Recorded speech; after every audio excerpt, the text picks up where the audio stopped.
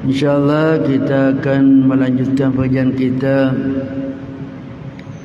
setelah kita beberapa pertemuan menyebutkan bagaimana mulianya atau afdalnya zikir-zikir. Kemudian kita akan berbicara tentang at-tahziru min tarki zikr, peringatan keras agar tidak meninggalkan zikir. Diberikan perhatian kepada kita semuanya untuk tidak meninggalkan zikir. Laqad hadzara Allah Ta'ala ibadahu min tarki dzikrihi fi kitabil karim wa ala lisani rasulih sallallahu. Allah Subhanahu wa Ta'ala di dalam Al-Quran maupun Rasulullah sallallahu alaihi wasallam sudah memberikan peringatan keras kepada hambanya bagi orang yang meninggalkan berzikir kepadanya. Banyak ayat-ayat, demikian pula hadis yang mengingatkan kepada kita agar tidak meninggalkan zikir kepada Allah Subhanahu wa Ta'ala. Kama hadzara al-'arifuna billahi min al-murabbin al-mursyidin muridihim min tarki dzikri kadzalika. Demikian pula para al-'arifuna billah al-murabbin al-mursyidin. Al-murabbi adalah guru-guru yang memberikan pendidikan yang biasa kita kenal dengan nama mursyid.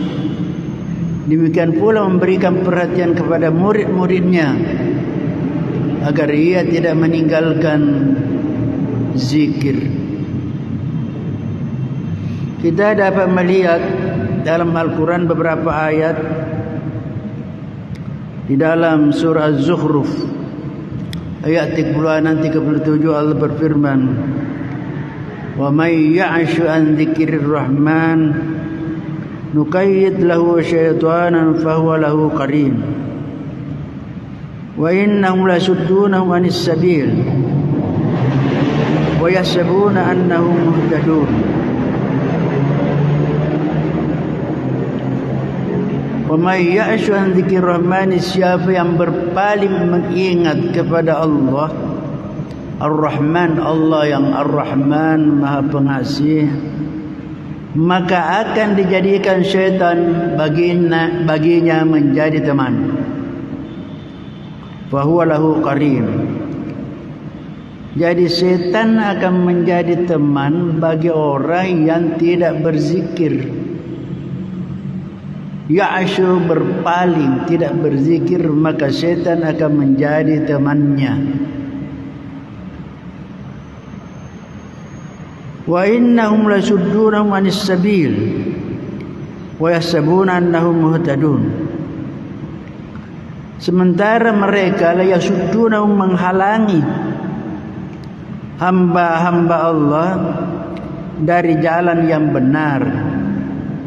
Wa yahsabuna annahum muhtadun, sementara mereka mengira bahwa dirinya mendapatkan petunjuk. Jadi kalau orang yang dibimbing oleh syaitan, maka perbuatannya sama dengan syaitan, menghalang-halangi orang melakukan sesuatu yang baik, menempuh jalan yang benar, sementara mereka mengira dirinya bahwa mereka mendapatkan petunjuk. Di dalam tarekat dikatakan, "Man laysa lahu syaikhun fasyaitanu syaikh." Siapa orang yang tidak punya guru pembimbing, syekh, untuk menuju mendekatkan diri kepada Allah, maka yang menjadi syekhnya, gurunya ialah syaitan. Jadi syaitan mengangkat dirinya sebagai gurunya kalau orang tidak punya guru, tidak punya syekh, tidak punya mursyid di dalam melakukan perjalanan menuju Allah. Karena orang kan biasa selalu mencari yang disebut hakikat, mencari namanya disebut hakikat. Hakikat itu dari kata hakun. Hakun adalah sesuatu yang benar, jalan yang benar, akidah yang benar. Sehingga kalau orang sudah sampai mendapatkan akidah yang benar, jalan yang benar, itu namanya mendapatkan hakikat. Hakikat itu adalah buah dari perjalanan seseorang melakukan syariah. Jadi ada syariat, ada tariqah, ada hakikat, ada ma'rifah. Syariat ialah aturan-aturan Allah yang dibebankan kepada hambanya. Disebut syariah. Aturan-aturan, undang-undang. Di mana itu letaknya? Di mana kita bisa temukan yang berbicara tentang syariah ialah pada buku-buku fikih. Buku-buku fikih yang berbagai macam banyaknya, yang dikarang ditulis oleh ulama-ulama mujtahid. Di situ kita bisa temukan fikih, aturan-aturan ibadah-ibadah, bagaimana caranya, apa syaratnya, ada rukunnya. Itulah namanya fikih syariah.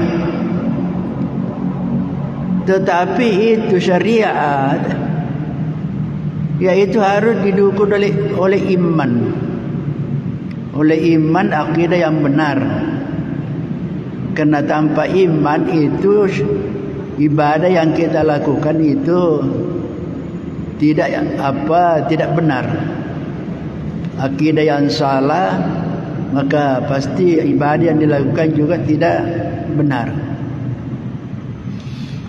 Nah, untuk kita mendapatkan buahnya syariah, buahnya ibadah yang sudah disertai dengan iman, maka harus namanya ada tariqah.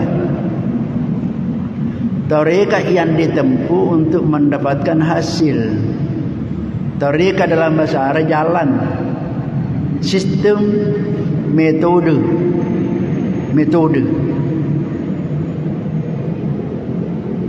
Nah, di mana kita mengetahui hakikat itu? Yaitu pada namanya al-ihsan. Saya ulangi yang biasa kita sudah jelaskan, mungkin sudah dihafal, bahwa rukun agama ada 3: Islam, iman, ihsan. Islam fikih, iman tauhid, ihsan tasawuf. Ihsan tasawuf. Orang yang tidak bertasawuf atau tidak bertarekat itu bisa salah jalan. Bisa salah jalan. Kenapa? Karena fikih itu hanya berbicara tentang rukun dan syarat. Apa syaratnya sehingga sah? Apa syaratnya sehingga puasa sah? Apa rukunnya puasa, syaratnya sehingga puasa menjadi sah? Itu dibicarakan di fikih. Tapi harus didasari dengan iman, tauhid yang betul. Sedangkan ihsan itu yang berbicara tentang diterimanya suatu ibadah. Salat, kalau kita sudah berwudu, menghadap kiblat, menutup aurat, itu syarat. Entah itu syaratnya, masuk waktu, itu syarat. Lalu melakukan rukunnya. Apa rukunnya? Takbir, berdiri takbir, baca Fatihah, ruku, sujud, tahiyat, salam. Itu adalah syarat, apa rukun daripada salat. Kalau sudah ada rukunnya, ada syaratnya, maka salat kita, puasa kita, haji kita sudah sah. Yang disebut sah tidak perlu lagi diulangi, karena sudah sah. Nanti lagi masuk waktunya salat, baru lagi wajib. Tetapi diterimanya satu ibadah mesti ikhlas. Mesti ikhlas. Ikhlas itu tidak ada dalam buku fikih. Tidak ada babul ikhlas. Di tauhid juga ilmu kalam tidak ada babul ikhlas. Yang di mana ditemukan? Di tasawuf. Berbicara ikhlas tentang riya, semua akhlak-akhlak yang mulia, semua akhlak-akhlak yang jelek, di mana ditemukan di ilmu tasawuf. Siapa yang mengajarkan? Para sufi. Para sufi. Jadi kalau orang tidak berihsan, yaitu amalnya bisa-bisa tidak diterima. Karena syarat diterimanya harus ikhlas, tidak riya, tidak riya. Jadi makanya itu sangat-sangat penting ada guru, ada syekh, ada mursyid. Kita akan diberikan pengajian-pengajian itu mursyid kita, guru kita. Tapi ada namanya khusus, namanya mursyid dalam tarekat. Dalam tarekat.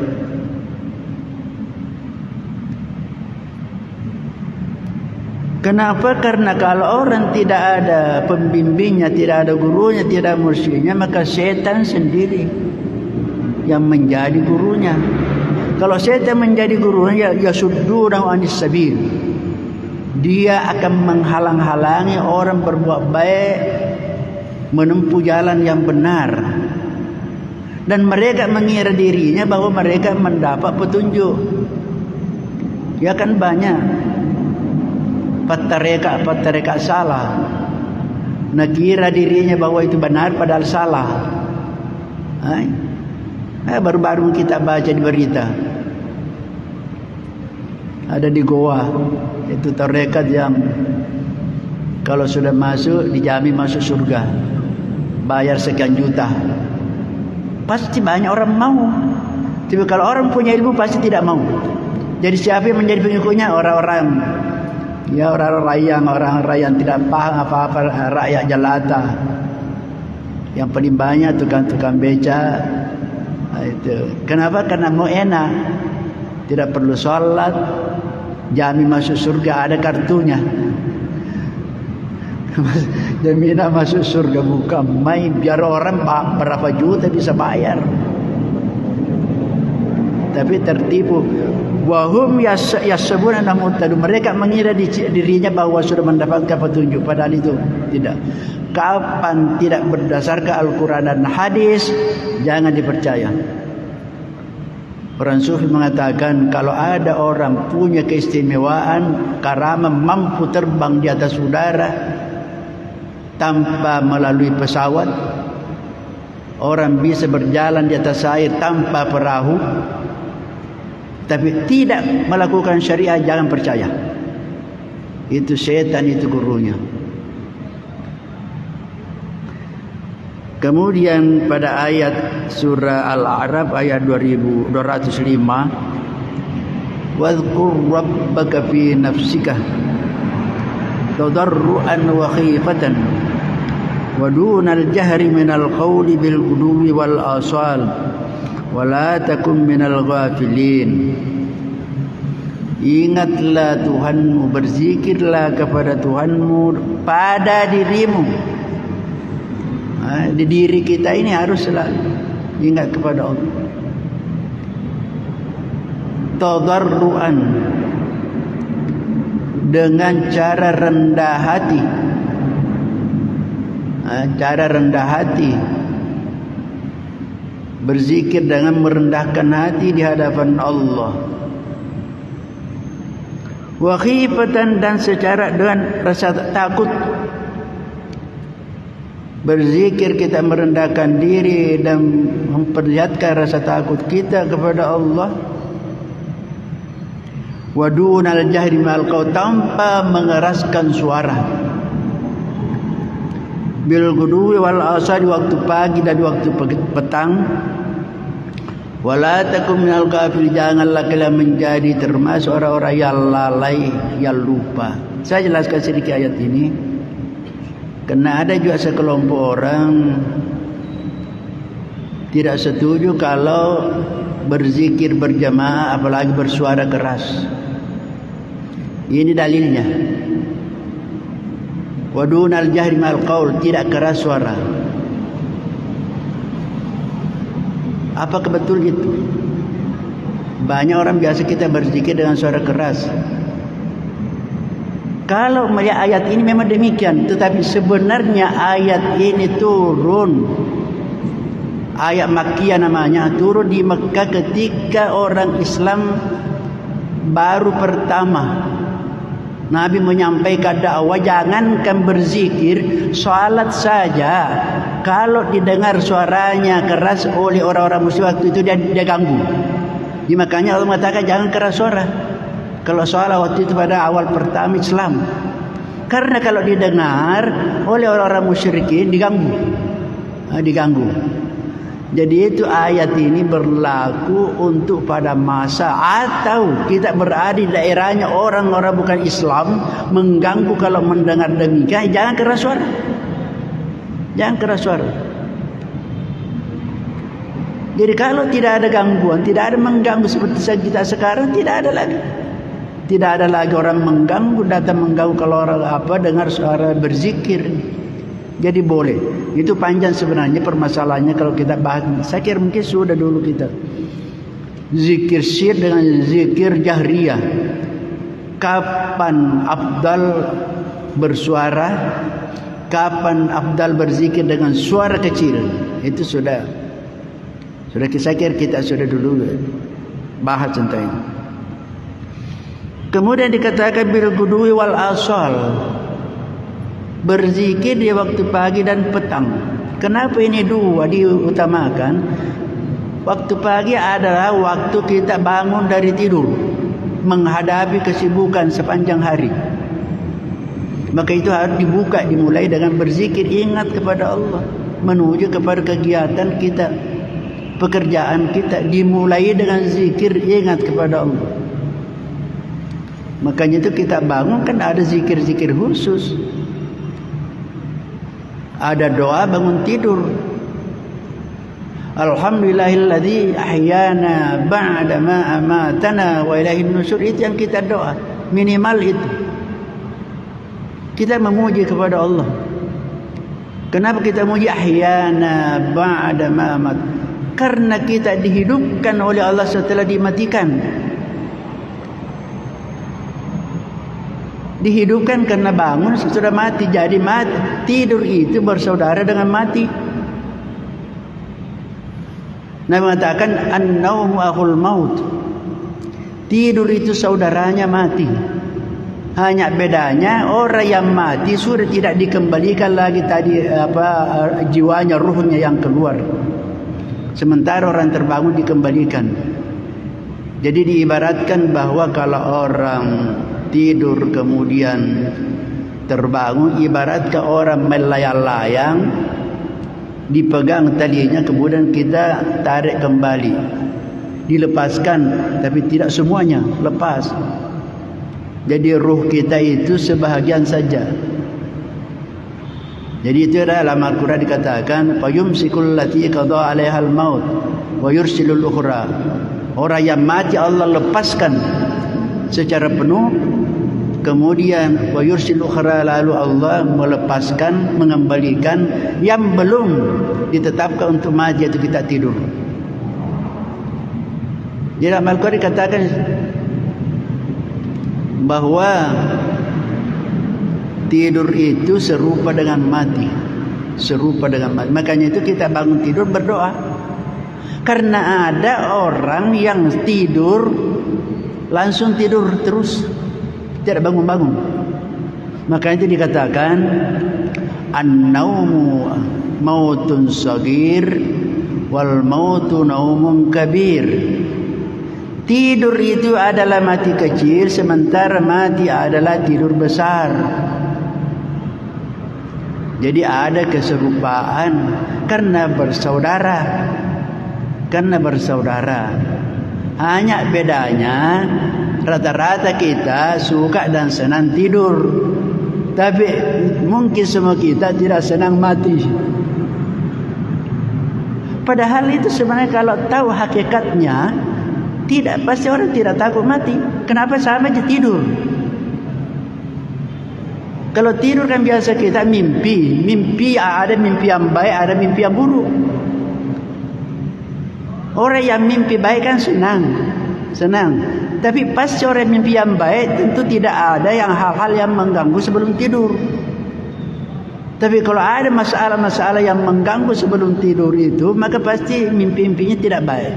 Sama sebentar kalau orang meninggal. Ada meninggal seperti tidurnya enak, dimulai dengan rasa kantuk. Kita mengantuk saja kan sudah enak. Jadi ada orang tersiksa. Sama dengan kalau mimpi tersiksa, dikejar-kejar, ada yang mau bunuh. Itu sehingga orang berteriak, sama dengan itu.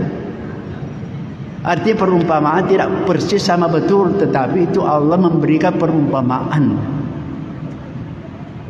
Karena kalau kita mimpi dikejar-kejar mau dibunuh, masih ada harapan kalau terbangun. Kan biasa kita mimpi begitu. Mudah-mudahan ini bukan sebetulnya. Biasa itu kita rasakan. Tapi kalau sudah mati betul, sudah terbukti, sudah tidak bisa ada lagi. Jadi itu apa? Bil guduwi wal asal, kita diperintahkan berzikir pada waktu memulai kegiatan kita di waktu pagi. Di waktu pagi sesudah salat subuh. Makanya itu peringatan kepada kita, jangan tidur sesudah salat subuh sampai terbit matahari. Dikatakan innallaha yukassimul rizqa ma bainal fajri wa tulu'i syamsi. Allah membagi rizki kapan?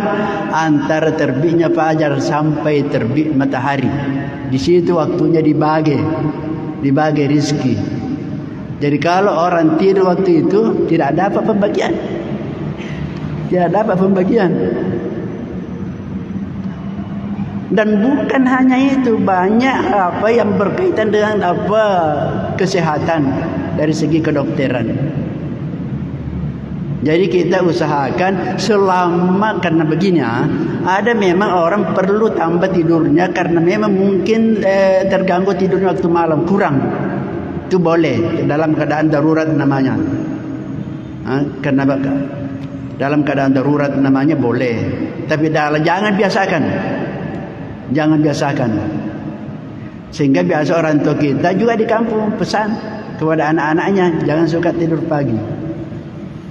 Utamanya kepada cewek-cewek, gadis-gadis.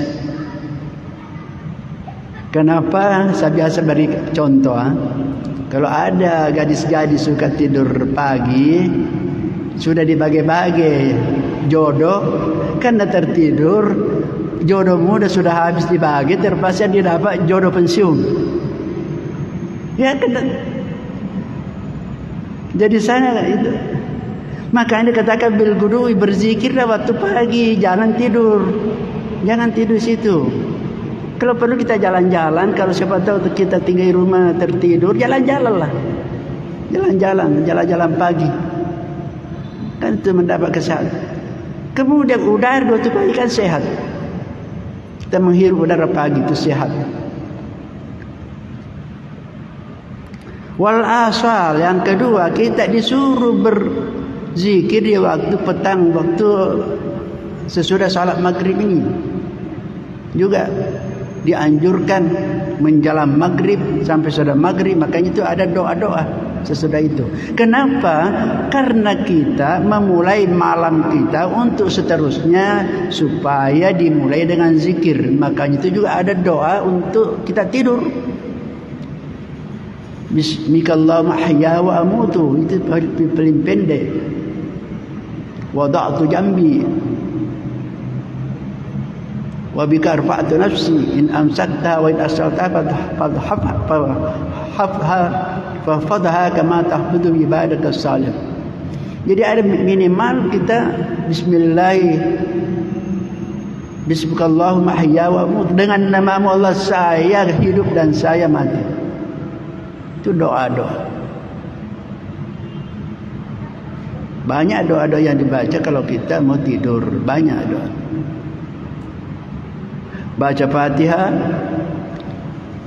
baca Qul huwallah, Qul a'udzu birabbil falaq, Qul a'udzu birabbin nas, ditiupkan di tangan kita, kemudian usapkan kepada semua tubuh kita yang bisa dicapai oleh tangan kita. 3 kali. 3 kali itu setan akan jauh. Jadi Fatihah dulu, Qul huwallah, Qul rabbil falaq, Qul rabbin nas, ditiupkan kepada tangan. Bahkan kalau perlu ada sedikit liur-liur kecil, diusapkan semuanya. Aisyah pernah Fatimah pernah melapor kepada Nabi. Fatimah ke istrinya Ali, anaknya Nabi kita. Katanya, ya Rasulullah, ya Abah, saya ini tidak mampu menggaji pembantu, sehingga saya capek kerja sepanjang hari. Saya tidak mampu menggaji pelayan pembantu. Diajar oleh Nabi. Tanya begini, kamu kalau mau tidur baca Allahu Akbar, subhanallah 33 kali, Alhamdulillah 33 kali, Allahu Akbar 34 kali, jumlahnya 100. Itu baca sebelum tidur. Nabi mengatakan bahwa biar tidak punya pembantu akan diberikan kekuatan.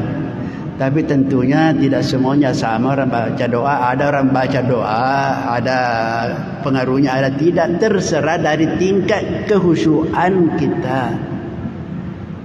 Sama doa yang dipakai, tapi ini ada pengaruhnya, ini tidak. Kenapa? Karena beda. Makanya Nabi mengatakan, kalau kamu berdoa dalam keadaan sadar, bukan lalai, bukan hanya mulut saja. Jadi artinya harus konsentrasi dan fokus. Fokus. Karena Nabi mengatakan, innallaha la yaqbalu min du'ain lahin. Allah tidak akan menerima doanya orang yang berdoa dalam keadaan lalai, lupa. Lain diucapkan, lain diingat. Itu. Jadi sini diperintahkan untuk berzikir pagi dan petang. Wala takum minal ghafilin. Janganlah kalian termasuk orang-orang yang lalai, lupa. Jadi orang yang tidak berzikir dikatakan lalai. Lawannya zakirun dan ghafilun. Orang berzikir dan orang yang lupa, lalai. Karena kapan kita berzikir, setan menjauh. Kapan kita lalai lupa, mendekat setan. Itu disebut Al-Khannas. Kalau Rabbin nas, Malikin nas, Ilahin nas, Al-Khannas, Yesus Al-Khannas itu adalah setan yang kalau orang lalai dia muncul. Kalau orang zikir sembunyi. Al-Khannas itu bahasa yang menggambarkan ular. Ular yang berada di lubang, biasa muncul, biasa masuk. Kalau mungkin ada yang mau dimangsa, dia keluar. Jadi kalau ada yang ditakuti, dia sembunyi. Begitu juga setan. Kalau orang berdoa berzikir, dia bersembunyi, takut. Jadi kalau orang lalai, dia menerkam orang. Nah, itu namanya Al-Khannas dalam. Makanya kita minta berlindung dari syaitan Al-Khannas. Wa qala fi zammil munafiqin, Allah berfirman dalam surah An-Nisa ayat 142, yaitu menyebutkan kehinaan atau kerendahan, mencela orang-orang munafik. Kenapa orang munafik? Wala yazkurunallaha illa qalila. Wala yazkurunallaha illa qalila. Mereka itu orang munafik tidak ingat kepada Allah kecuali hanya sedikit saja. Orang munafik juga berzikir hanya sedikit zikirnya. Hanya sedikit zikirnya. Kalau dia mendapatkan kesulitan baru ingat Allah. Kalau mendapatkan bencana, susah, baru ingat Allah. Itu orang munafik itu. Jadi orang munafik itu selain tanda-tandanya kita sudah tahu, maka ada juga karakternya, yaitu hanya sedikit saja ingat kepada Allah. Wala yadhkurullaha qalila. Idza qama ila sholati qamu kusala. Itu dalam sebelumnya ini potongannya ayat. Idza qama ila sholati, kalau mereka berdiri untuk melakukan salat, qamu kusala, mereka bermalas-malasan. Bermalas-malasan, kusala, yaitu bermalas-malasan, seperti seakan-akan terpaksa. Terpaksa. Itulah ayat yang menjelaskan tentang pentingnya zikir dan peringatan untuk kita tidak tinggalkan berzikir, karena akan dikuasai kita oleh syaitan kalau tidak berzikir. Saya biasa jelaskan, zikir itu gampang sekali, tidak memerlukan biaya, tidak memerlukan dana besar, gampang sekali zikir. Kenapa? Lidah saja dan bibir,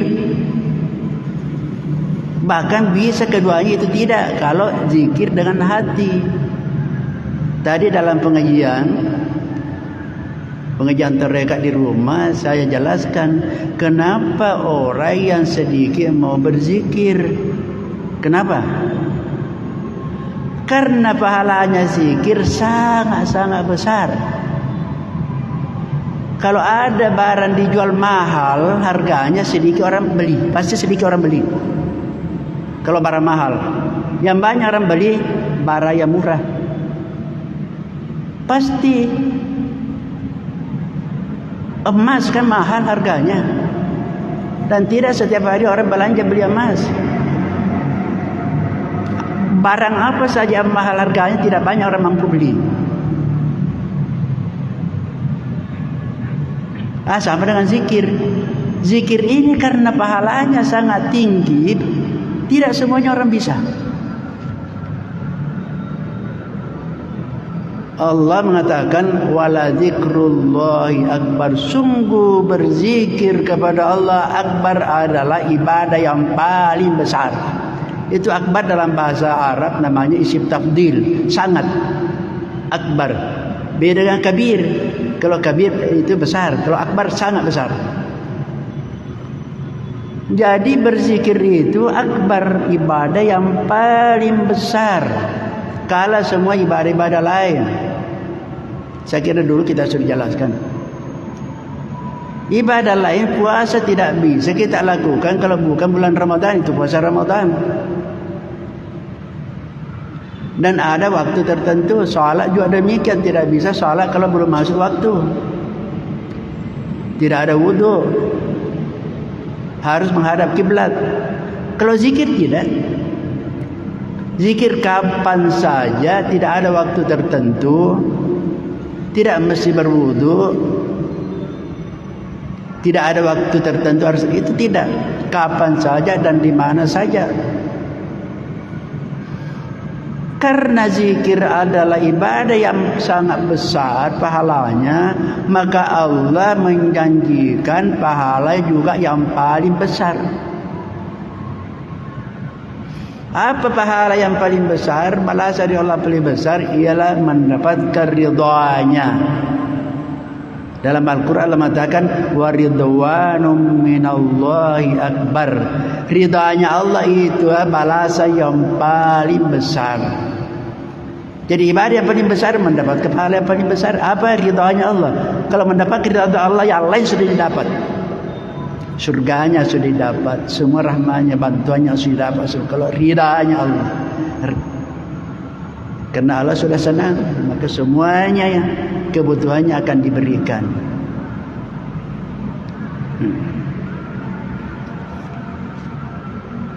Kemudian kita lihat sunnah dalam hadisnya Nabi mengatakan, faqad ruya an Abi Hurairah radhiyallahu anhu qala qala Rasulullah ma min qaumi yaqumuna min majlisin la yadhkuruna fihi Allah illa qamu an mithli jifati himarin wa kana alaihim hasratan yaumal qiyamah. Dari Abi Hurairah radhiyallahu anhu, dia mengatakan Rasulullah bersabda, apa kata Nabi? Tidak ada satu kaum yang berdiri, yang selesai dalam satu majelis, berkumpul dalam satu majelis, tapi dalam majelis itu tidak ada disebut-sebut, tidak ada zikir, tidak ada ingat-ingat Allah. Semuanya pembicaraannya yang dibahas hal-hal yang tidak ada kaitannya dengan ingat kepada Allah, tidak ada zikir. Maka mereka kalau sudah bangun selesai pertemuannya itu, dikatakan qamu, mereka berdiri mislu jifati himarin, seperti bangkainya himar. Himar itu semacam kuda, keledai. Wa kana alaihi hasrata yaumil qiyamah, dan itu akan menjadi penyesalan nanti di hari kemudian. Nah, ini perlu menjadi kita perhatian. Biasa kita akan kumpul-kumpul cerita-cerita, atau ada pertemuan-pertemuan. Di pertemuan yang tidak ada sama sekali berkaitan dengan zikir kepada Allah, tidak ada pengajian, tidak ada ceramah, hanya cerita bola ronda, rumah ronda saja. Itu kalau sudah selesai sebentar dia katakan bahwa itu sangat busuk, seperti bangkainya himar. Dan itu sebentar semuanya akan menjadi penyesalan dari kemudian. Jadi sebentar dari kemudian akan menyesal semua orang. Kenapa dulu kita ini ada majlis perkumpulan kerukunan keluarga? Kan sekarang ada semua. Perkumpulan keluarga Wajo, perkumpulan keluarga Boni, semuanya ada perkumpulannya. Tapi kalau ada pertemuan-pertemuan, tidak ada sama sekali ceramah-ceramah, peringatan-peringatan tentang agama, tentang zikir kepada Allah, itulah perkumpulan yang busuk, akan menjadi penyesalan sebenarnya. Jadi tolong diingat kita yang ada perkumpulan-perkumpulannya. Kalau ada diadakan majelis-majelis, supaya ada pengajian-pengajian, minimal zikir, salawat kepada Nabi, baca Quran. Itu supaya majelis kita tidak menjadi majelis seperti bangkai.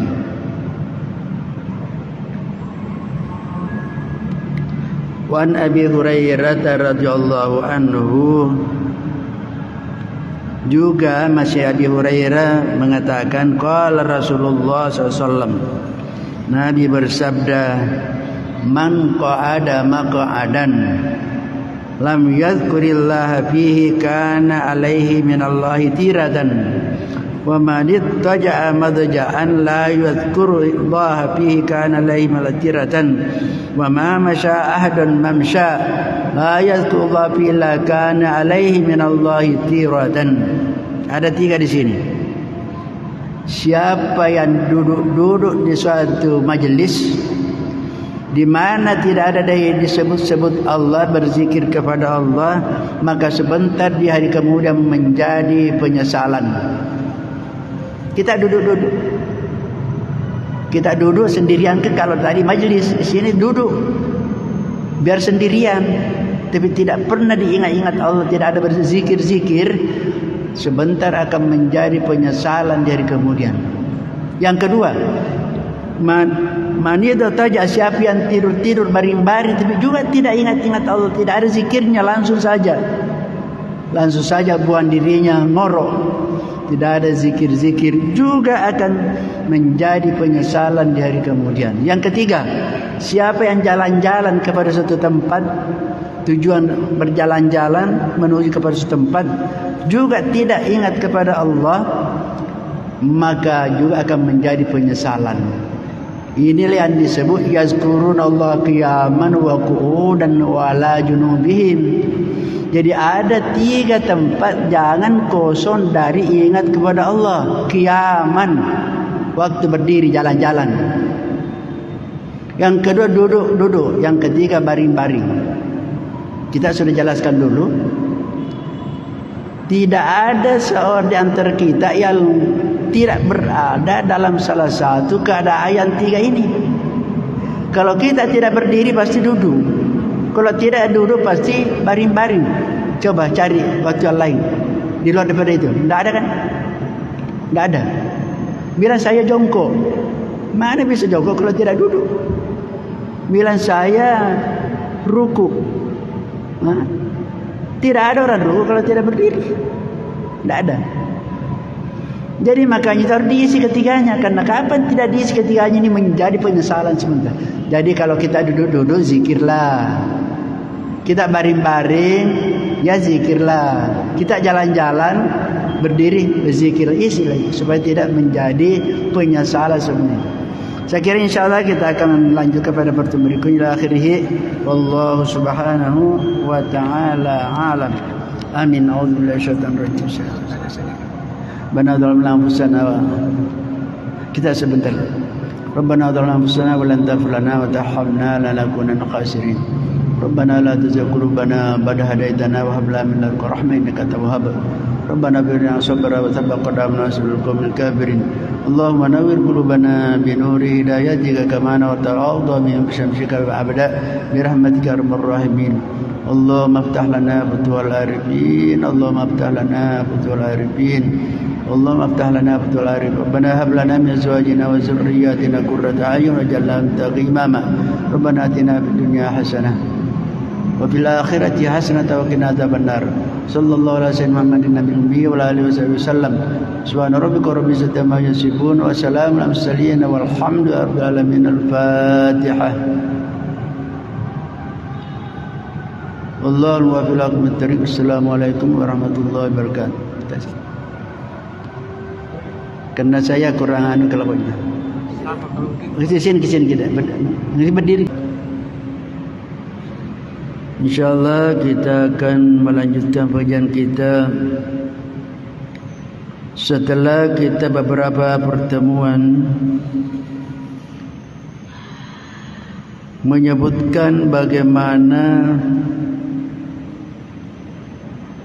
mulianya atau afdalnya zikir-zikir. Kemudian kita akan berbicara tentang at-tahziru min tarki zikr, peringatan keras agar tidak meninggalkan zikir. Diberikan perhatian kepada kita semuanya untuk tidak meninggalkan zikir. Laqad hadzara Allah Ta'ala ibadahu min tarki dzikrihi fi kitabil karim wa ala lisani rasulih sallallahu alaihi wasallam. Allah Subhanahu wa Ta'ala di dalam Al-Quran maupun Rasulullah sallallahu alaihi wasallam sudah memberikan peringatan keras kepada hambanya bagi orang yang meninggalkan berzikir kepadanya. Banyak ayat-ayat, demikian pula hadis yang mengingatkan kepada kita agar tidak meninggalkan zikir kepada Allah Subhanahu wa Ta'ala. Kama hadzara al-'arifuna billahi min al-murabbin al-mursyidin muridihim min tarki dzikri kadzalika. Demikian pula para al-'arifuna billah al-murabbin al-mursyidin Al-murabbi adalah guru-guru yang memberikan pendidikan yang biasa kita kenal dengan nama mursyid. Demikian pula memberikan perhatian kepada murid-muridnya agar ia tidak meninggalkan zikir. Kita dapat melihat dalam Al-Quran beberapa ayat di dalam surah Az-Zukhruf ayat 36-37 Allah berfirman, "Wa may ya'shu an dzikrir rahman nuqayyid lahu syaitanan fahuwa lahu qarin wa innahum lasuddunahum 'anis sabil wa yahsabuna annahum muhtadun." Wa may ya'shu an dzikrir rahman, siapa yang berpaling mengingat kepada Allah Ar-Rahman, Allah yang Ar-Rahman Maha Pengasih, maka akan dijadikan syaitan baginya menjadi teman. Fahuwa lahu qarin. Jadi syaitan akan menjadi teman bagi orang yang tidak berzikir. Ya'ashu, berpaling, tidak berzikir, maka syaitan akan menjadi temannya. Wa innahum lasuddunahum 'anis sabil wa yahsabuna annahum muhtadun. Sementara mereka la yasuddunahum, menghalangi hamba-hamba Allah dari jalan yang benar. Wa yahsabuna annahum muhtadun, sementara mereka mengira bahwa dirinya mendapatkan petunjuk. Jadi kalau orang yang dibimbing oleh syaitan, maka perbuatannya sama dengan syaitan, menghalang-halangi orang melakukan sesuatu yang baik, menempuh jalan yang benar, sementara mereka mengira dirinya bahwa mereka mendapatkan petunjuk. Di dalam tarekat dikatakan, "Man laysa lahu syaikhun fasyaitanu syaikhuhu." Siapa orang yang tidak punya guru pembimbing, syekh, untuk menuju mendekatkan diri kepada Allah, maka yang menjadi syekhnya, gurunya ialah syaitan. Jadi syaitan mengangkat dirinya sebagai gurunya kalau orang tidak punya guru, tidak punya syekh, tidak punya mursyid di dalam melakukan perjalanan menuju Allah. Karena orang kan biasa selalu mencari yang disebut hakikat, mencari namanya disebut hakikat. Hakikat itu dari kata hakun. Hakun adalah sesuatu yang benar, jalan yang benar, akidah yang benar. Sehingga kalau orang sudah sampai mendapatkan akidah yang benar, jalan yang benar, itu namanya mendapatkan hakikat.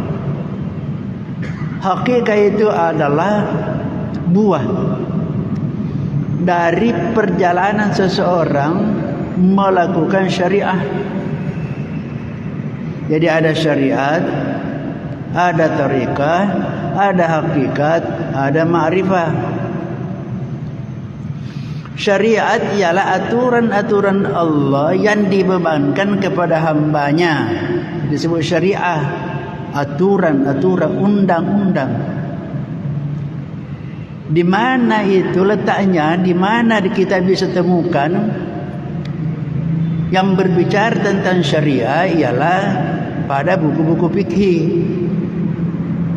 Buku-buku fikih yang berbagai macam banyaknya, yang dikarang ditulis oleh ulama-ulama mujtahid. Di situ kita bisa temukan fikih, aturan-aturan ibadah-ibadah, bagaimana caranya, apa syaratnya, ada rukunnya. Itulah namanya fikih, syariah. Tetapi itu syariat, yaitu harus didukung oleh iman, akidah yang benar. Karena tanpa iman itu ibadah yang kita lakukan itu tidak benar. Akidah yang salah, maka pasti ibadah yang dilakukan juga tidak benar. Nah, untuk kita mendapatkan buahnya syariah, buahnya ibadah yang sudah disertai dengan iman, maka harus namanya ada tarekat. Tarekat yang ditempuh untuk mendapatkan hasil. Tarekat dalam bahasa Arab jalan, sistem, metode.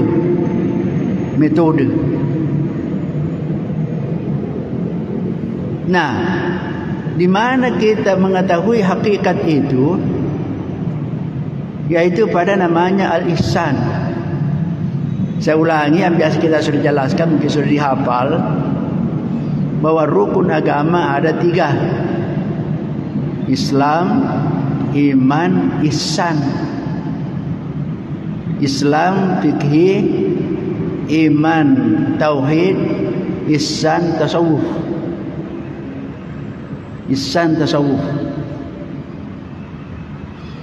Orang yang tidak bertasawuf atau tidak bertarekat itu bisa salah jalan. Bisa salah jalan. Kenapa?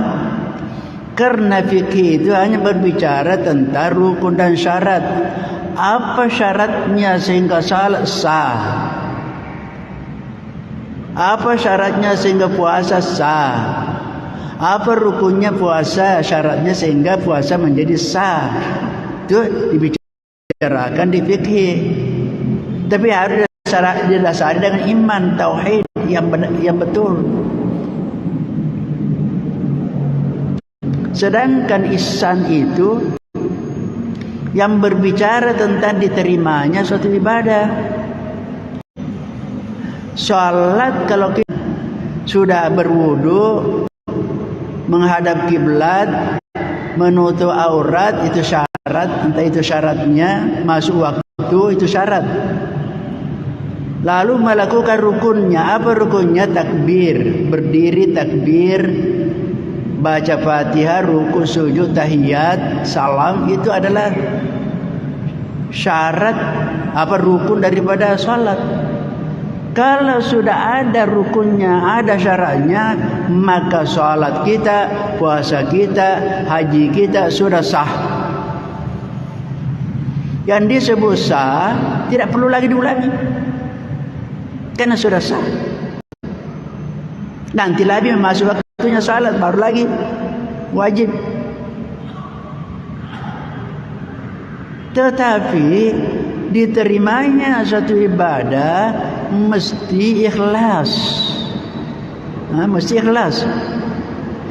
Ikhlas itu tidak ada dalam buku fikih. Tidak ada babul ikhlas. Di tauhid juga ilmu kalam tidak ada babul ikhlas. Yang di mana ditemukan? Di tasawuf. Berbicara ikhlas tentang riya, semua akhlak-akhlak yang mulia, semua akhlak-akhlak yang jelek, di mana ditemukan di ilmu tasawuf. Siapa yang mengajarkan? Para sufi. Para sufi. Jadi kalau orang tidak berihsan, yaitu amalnya bisa-bisa tidak diterima. Karena syarat diterimanya harus ikhlas, tidak riya, tidak riya. Jadi makanya itu sangat-sangat penting ada guru, ada syekh, ada mursyid. Kita kan diberikan pengajian-pengajian itu mursyid kita, guru kita. Tapi ada namanya khusus, namanya mursyid dalam tarekat. Dalam tarekat.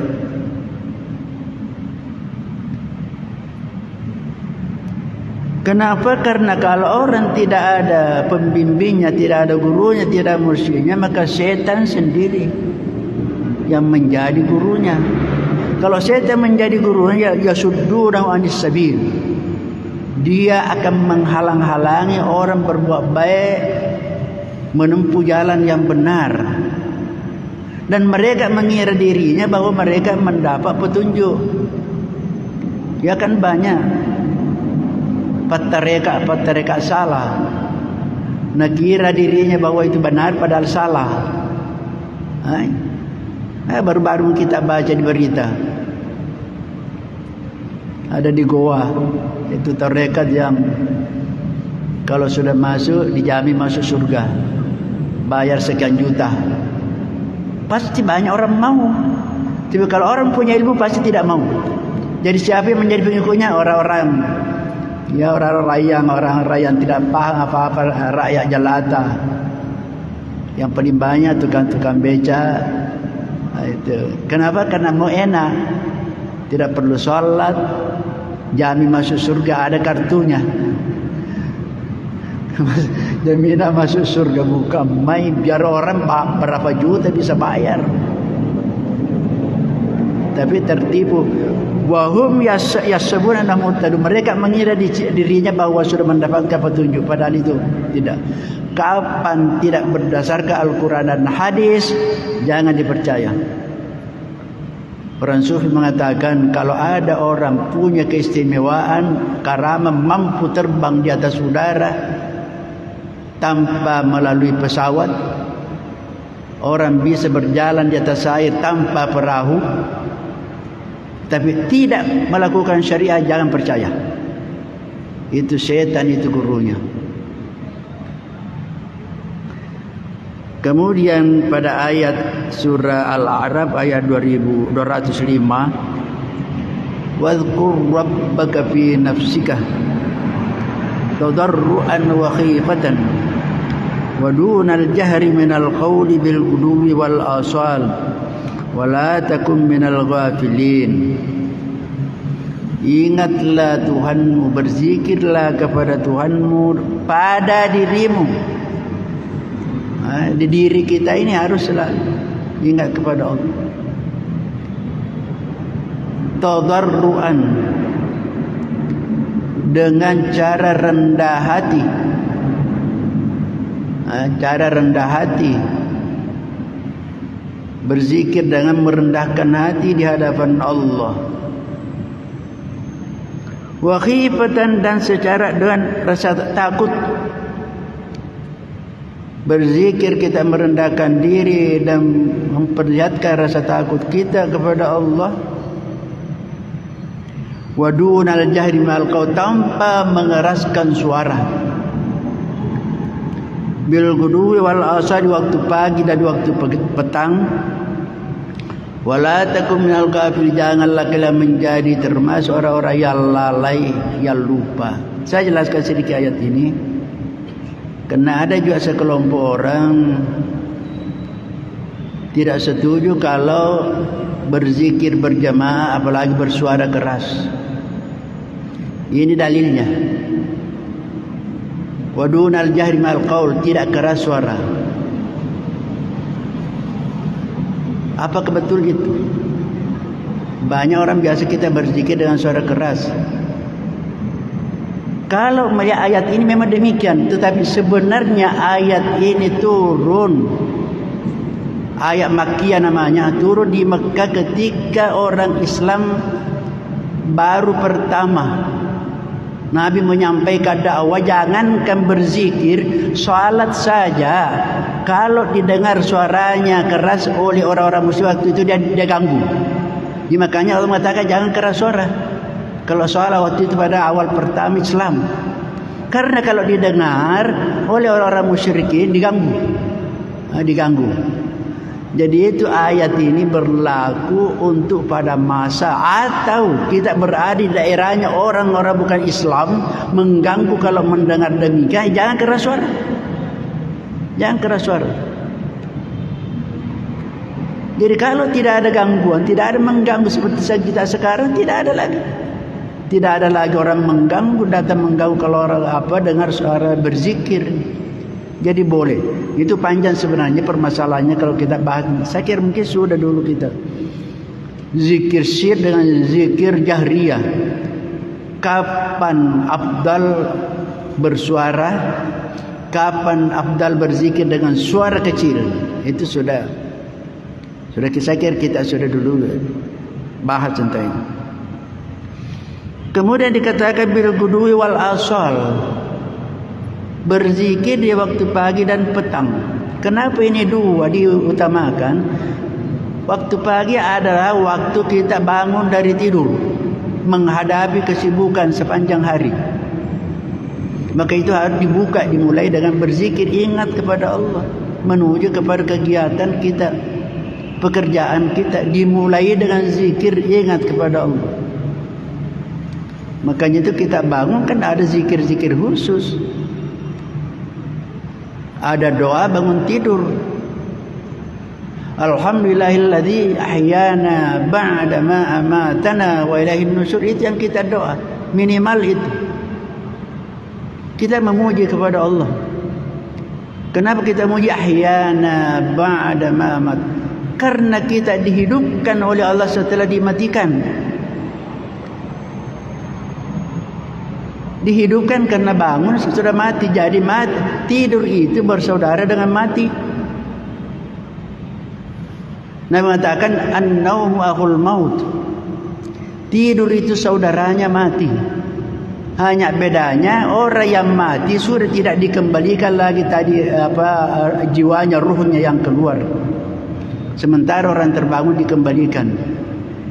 Jadi diibaratkan bahwa kalau orang tidur kemudian terbangun, ibarat ke orang melayang-layang, dipegang talinya kemudian kita tarik kembali, dilepaskan, tapi tidak semuanya lepas.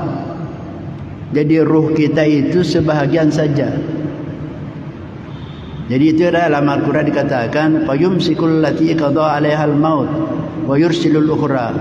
Orang yang mati Allah lepaskan secara penuh, kemudian wa yursilul ukhra, lalu Allah melepaskan, mengembalikan yang belum ditetapkan untuk mati, yaitu kita tidur. Di dalam Al-Quran dikatakan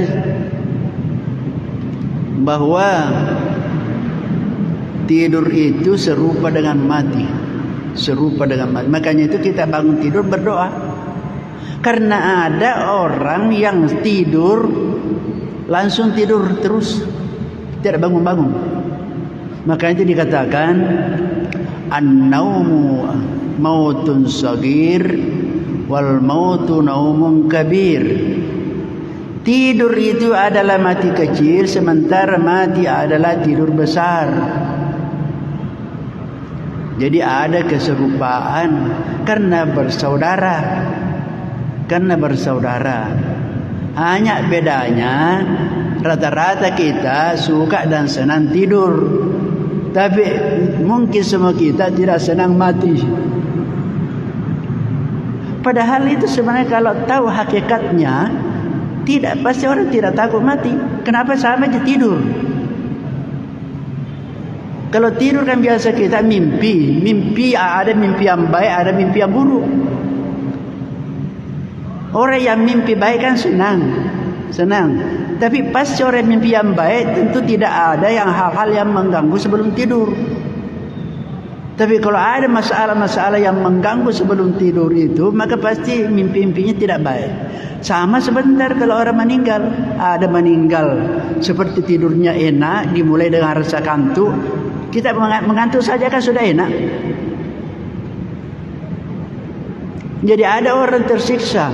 Sama dengan kalau mimpi tersiksa, dikejar-kejar, ada yang mau bunuh. Itu sehingga orang berteriak, sama dengan itu. Artinya perumpamaan tidak persis sama betul, tetapi itu Allah memberikan perumpamaan. Karena kalau kita mimpi dikejar-kejar mau dibunuh, masih ada harapan kalau terbangun. Kan biasa kita mimpi begitu. Mudah-mudahan ini bukan sebetulnya. Biasa itu kita rasakan. Tapi kalau sudah mati betul, sudah terbukti, sudah tidak bisa ada lagi. Jadi itu apa? bil guduwi wal asal, kita diperintahkan berzikir pada waktu memulai kegiatan kita di waktu pagi. Di waktu pagi sesudah salat subuh. Makanya itu peringatan kepada kita, jangan tidur sesudah salat subuh sampai terbit matahari. Dikatakan innallaha yukassimul rizqa ma bainal fajri wa tulu'i syamsi. Allah membagi rizki kapan? Antara terbitnya fajar sampai terbit matahari. Di situ waktunya dibagi rizki. Jadi kalau orang tidur waktu itu tidak dapat pembagian.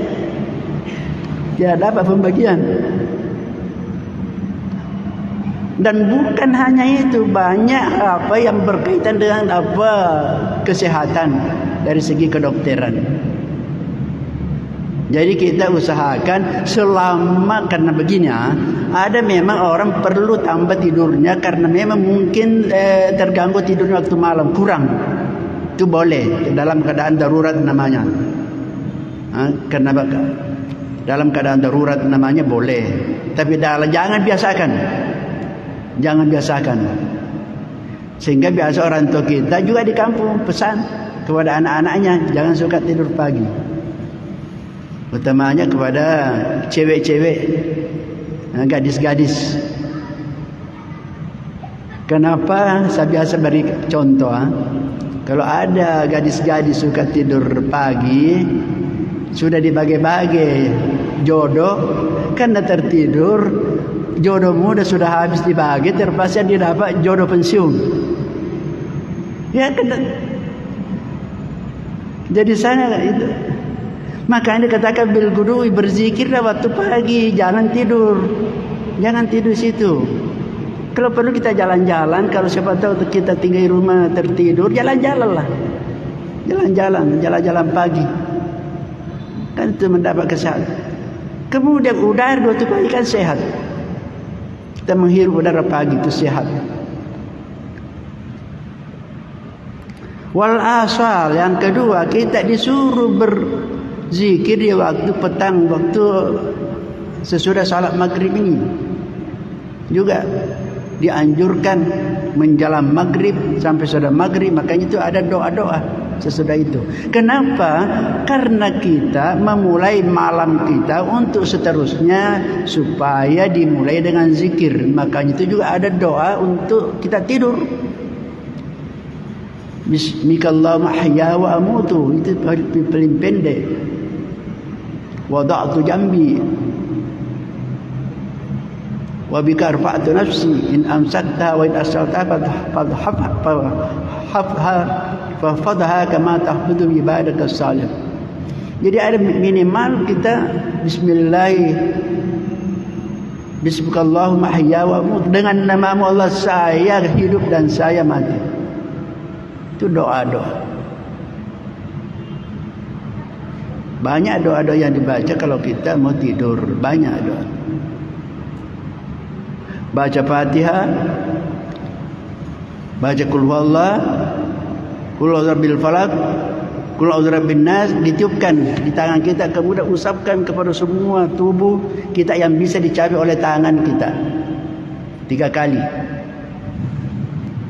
3 kali itu setan akan jauh.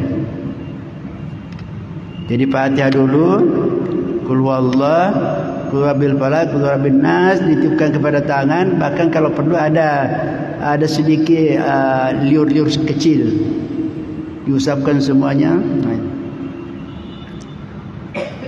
Aisyah pernah Fatimah pernah melapor kepada Nabi. Fatimah ke istrinya Ali, anaknya Nabi kita.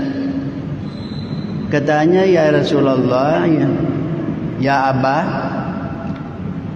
saya ini tidak mampu menggaji pembantu, sehingga saya capek kerja sepanjang hari.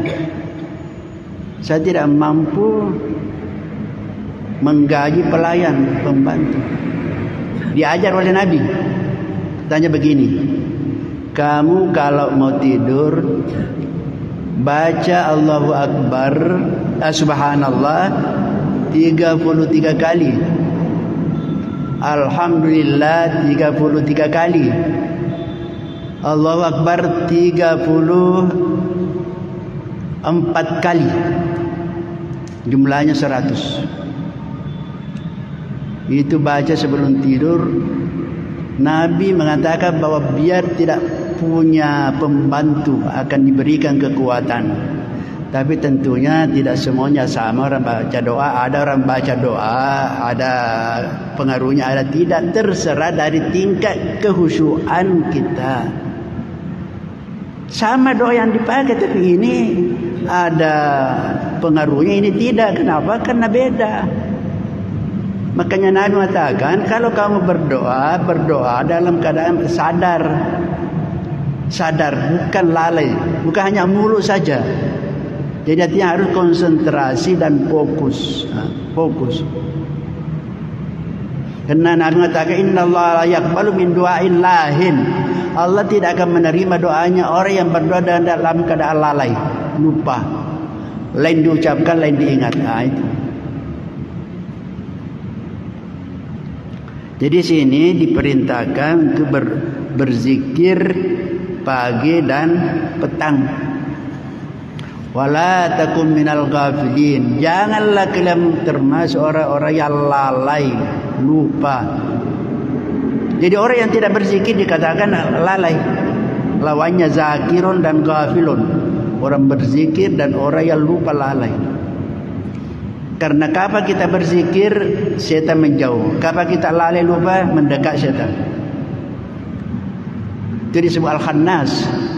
Kalau orang bernas, malikin nas, ilahin nas, al-khannas, al-khannas itu adalah setan yang kalau orang lalai dia muncul, kalau orang zikir sembunyi. Al-khannas itu bahasa yang menggambarkan ular yang berada di lubang, biasa muncul, biasa masuk. Kalau mungkin ada yang mau dimangsa, dia keluar. Jadi kalau ada yang ditakuti dan sembunyi. Begitu juga setan. Kalau orang berdoa berzikir, dia bersembunyi, takut. Jadi kalau orang lalai, dia menerkam orang. Nah, itu namanya al-khannas dalam. Makanya kita minta berlindung dari syaitan al-khannas. Wa qala fi zammil munafiqin, Allah berfirman dalam surah An-Nisa ayat 142, yaitu menyebutkan kehinaan atau kerendahan, mencela orang-orang munafik. Kenapa orang munafik? Wala yazkurunallaha illa qalila. Wala yazkurunallaha illa qalila.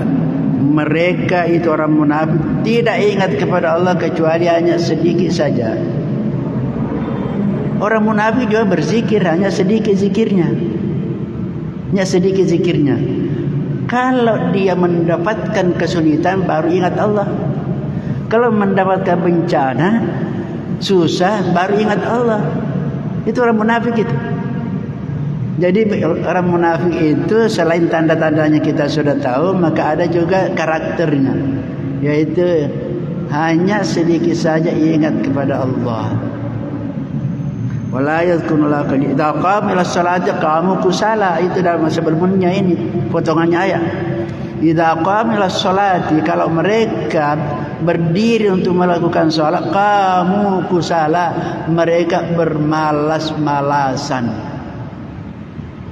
Bermalas-malasan, kusala, yaitu bermalas-malasan, seperti seakan-akan terpaksa.